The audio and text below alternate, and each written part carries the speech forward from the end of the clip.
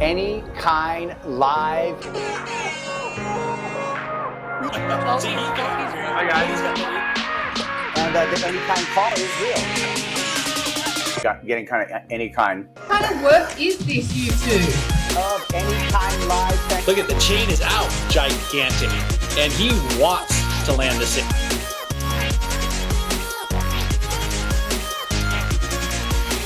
Any Kine live, and it's a new year, and this is the first episode of 2021. Any Kine live, of course, always supported by Freeline Surf Shop in Santa Cruz, California, where you can get your surf gear and a souvenir if you're not a surfer. If you're in the region, go to Freeline Surf Shop, and coming straight from Freeline Surf Shop, my man, Peter Mel. How's it going, Kaipo? I miss you, man. Haven't been able to hang. Well, that's what we have Any Kine Live for. Any Kine Live is so that you and I can hang out and talk about stuff and talk about news and talk about surfing events. But this episode of Any Kine Live, Peter, you're the news. You are actually the news on this episode. It's all about Peter Mel on this the opening episode 2021 of Any Kine Live. Well, let's know, how are you doing, Kaipo? Can hear about you. I'm doing good. Like we got one event done. We did Maui and we did pipe and stuff, and it was not without struggle, but I felt good. And now we're on a little bit of a pause right now, competition wise, but surfing continues to evolve, and big wave surfing is obviously taking a quantum leap, and that's what I wanted to talk to you about what's been going on over at Mavericks. Well, you'd have to say that we've had a lot of reps lately. Best season I've ever been a part of. It's literally been nonstop. I mean, we've had not only the highlight days, which a lot of the internet has seen, but in between and all around those days has been just classic surf and unbelievable conditions, just light winds, offshores. If it does blow, it blows for a couple hours and weird, and then it comes back nice again. Pretty warm. I mean, today it's 74 degrees outside, 75 degrees in January, which is just unheard of. And I like La Nina. That's what I'll say. I think La Nina rules. I remember past seasons, we're talking about La Nina being, it's going to be kind of slow, but usually what happens during those seasons, whether it may not be the biggest days, but generally the conditions have just been flawless. And that's what's kind of been the case. Not a lot of rain, which is kind of a little bit of a bummer, and not a lot of snow. But I'll tell you what, that's okay for the beach. Yeah. So I know, talking through the summer and into the fall, you were anticipating this season at Mavericks. You got a new jet ski. You have your son John, under your wing, and you're mentoring him. But so I want to kind of go chronologically through some epic moments of Peter Mel at Mavericks, and that's going to start December 8th, because when I first saw this, I was choking up, because this was a heavy wave just to kick it off. We were all at the Pipe Masters at this time, Pete, and we were just all so proud of you riding a Munster.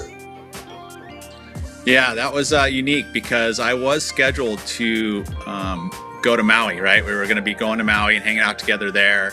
I pulled out. I had some family stuff here in Santa Cruz that I had to stay put for.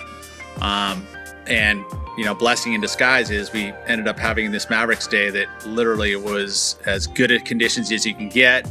It was one of those perfectly angled west swells that allowed for this kind of chip shot we were talking about, these certain waves that break just outside of the bowl, which allow you to get in a little safer, I guess you could say, but not as vertical, because usually when you're trying to take off in the main bowl at Mavericks, it's too steep. It's just too much of a ledge. It's too much of a slab to be able to get underneath it. So you have to either take off on the side of it, or you take off outside and deeper. And so these were kind of waves that I had been visualizing for years, and Twiggy and a lot of surfers actually have been looking at, but there's days that just doesn't really always happen. And this day it was consistently happening, so we were able to kind of line it up. I ended up getting two beautiful waves this day that at this point were some of the best waves I'd ever had at Mavericks. And gosh, it was a great start. One of the things that I find myself kind of more attracted to this place again is because of John. You talked about anticipating this season. It mostly was because I got the ski because I wanted to be out there to kind of be safekeeping for John. But once I got out there, I mean, I had my board with me. It kind of got that itch. It got inspired a little bit, and sure enough, I mean, it just started to become a little bit more comfortable again. Oh man, talk about comfortable and talk about chip shots. Now I want to go to January 8th, where this was the chip shot of the decade, maybe the century. I don't know, but the January 8th wave, which you're talking about being able to be behind the bowl and get into it. This thing was incredible, Pete. I've watched it like 20 times. Yeah, a lot of people have. I mean, on Powerlines Productions, which is one of the few film crews that are there for every single session. I mean, this was one shot here that you're looking at that literally didn't get the takeoff, but that I literally got spit out of a tube at Mavericks, which is just incredible. I mean, we had observed this line, hypothetically, and dreamed about it and visualized it. Interesting is that John was out in the morning for this session, right? And then it was kind of like, he came in, he's all, yeah, you want to go get one? I'm like, oh yeah, okay. And I literally paddled over, and from December 8th, that previous wave, I had a lineup that I was watching, and I was able to analyze the video again from Powerlines. Those guys are always there. So I was able to watch this wave from December 8th and realize that I could have even taken off a little deeper. And so I literally took that lineup and I put myself a little bit deeper. And this was what happened afterwards. This was the only wave I rode this day. I just went out, caught this wave, and as soon as I kicked out on the channel, I didn't know what to do with myself. I kind of figured that this is probably the wave that I'd been dreaming about my entire life, and I just did it. And wow, it was a pretty surreal feeling to kick out and have John there and Jamie Mitchell. It's amazing, really. That's like, so being in the barrel, putting your hands up, relishing in the moment. I mean, I haven't seen a wave ridden so brilliantly at that size ever in my life, and I know I'm not alone in that opinion. But what's it feel like, Peter, in there? What's that space feel like? It's the purest place to be in the moment, right? Because you're certainly not thinking about anything that you did at breakfast or what's happening in the future. I think that's what truly is that feeling of surfing. When you're riding a wave, you're in that moment, and it's the purest moment because you're feeling everything and instinctually turning and instinctually. So I don't really truly remember exactly what was happening during the wave. I remember paddling really hard for it. I do remember before I took the wave that I knew that the wave was going to be, it had an extended line on it, so it was going to be kind of sketchy anyway. But I kind of just went for it. I scratched into it. I got into it. I knew I was deep. And at that point, the only survival way to get through it was to go through it, right? So there's a couple ledges I go over, but at this point, I'm like, I'm deep. And I'm thinking about it, okay, what do I got to do? You can't go straight. I mean, if you go straight, you're just going to get absolutely annihilated. The only way to really make this wave was to go through it. I get that bump right there and then up underneath it. At that point where I'm like, oh my gosh, this thing's going to stay open. And this is where I realize it, right? At this point, I'm just like, wow, this wave's going to stay open all the way across. And I kind of end up semi-claiming it, I guess that is. But just, I was so elated that I knew this wave was going to let me through it. And then literally kicking out in the channel and seeing John just losing his marbles. I mean, if you listen to the audio of this thing, it's classic because he's the one screaming like a chicken. And then you have like Jamie Mitchell there too. And, Jamie and I have gone through a ton together, right? Ever since he was a paddler, I was kind of his boss at Quicksilver, and then I actually had to at one point fire Jamie Mitchell, but we're still the best of friends. And he was there to witness it, and yeah, it was just at this point when I'm just kind of sitting there, and then that's the best feeling ever, right? It's just sitting there, feeling the buzz that you have from being in the purest moment that you could ever have. Yeah, in the moment, there's a term in Zen philosophy called Satori, in which you're actually living in the moment, and which is really hard to do. I mean, in most times in life, you're thinking about either the past or the future, or what you're planning to do. So there's something spiritual about that. But I also want to talk to you about a little bit of spiritualness in that. Do you think there's some divine intervention happening when moments like that happen? And because I've seen it in other spots with other surfers that commit themselves to a spot into the ocean. I've seen it at Pipeline, I've seen it at Waimea, I've seen it at Sunset. Now I've seen it with you at Mavericks, where it's actually that spot in the ocean give you a gift, like pay you back for all the time you put out there. I would say that for sure. And even having John at 21 years old, that was pretty much one of the first things that he said that came out of his mouth. It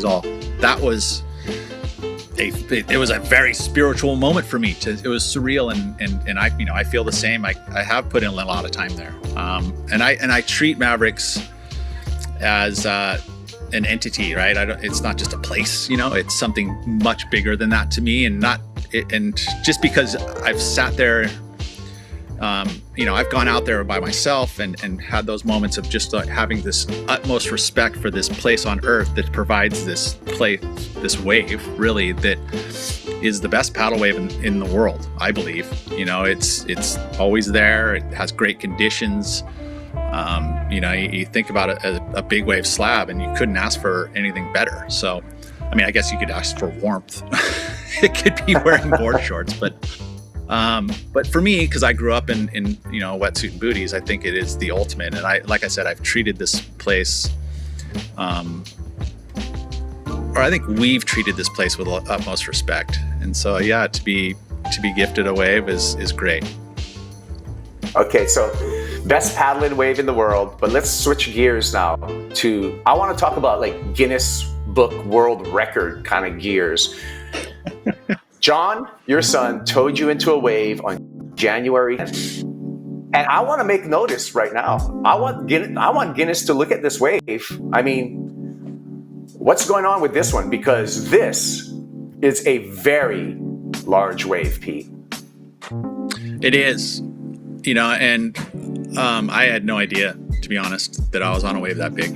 When you're tow surfing, you're just hyper focused on keeping the speed. You don't want to slow down ever.